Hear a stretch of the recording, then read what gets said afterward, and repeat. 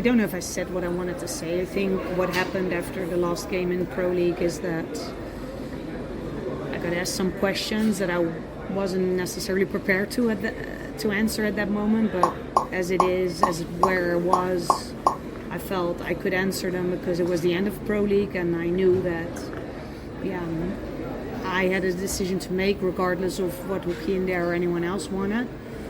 And maybe that caught me at a bad time, maybe at a good time. I think the emotions were high, and I stand by what I said, and it's also just my feeling. It's how I feel, how I have been feeling for a long time, especially the last year.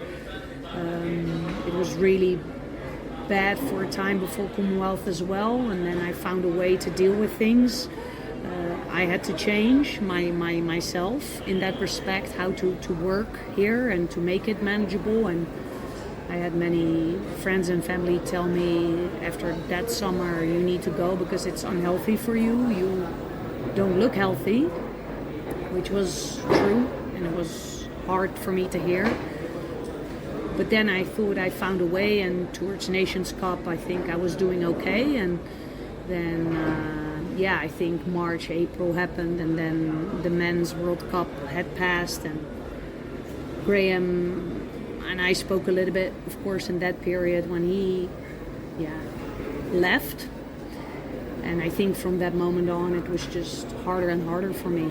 And I always accepted things like, in hindsight, I shouldn't have accepted what I did, and I should have maybe put my fist on the table and said that it's not acceptable, not for me, not for the women's team. We deserve better.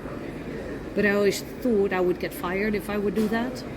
So I couldn't really make a demand because I know the exit was right there, and I wanted to stay for the team and for the girls. So I never played hardball because I thought I knew what would happen, and I still think that would have happened. So I don't regret that in that sense. But it was very frustrating because I know that, I wanted things to be better for me, partly, for my staff, definitely, for the girls also for sure. And then you just, some of my friends say, but also Peter, who is our mental conditioning coach who worked with me, he said, you're a fighter, and you just do it then the way with the cards you get dealt with, and that's then you make the most of it, and you don't complain, and you'll grind and you'll go through it, and you'll fight the fight however the fight presents itself. And I know that's what I do, and I couldn't win this fight as much as I wanted to. I mean, I think we're good enough to qualify, and I blame myself also for not qualifying.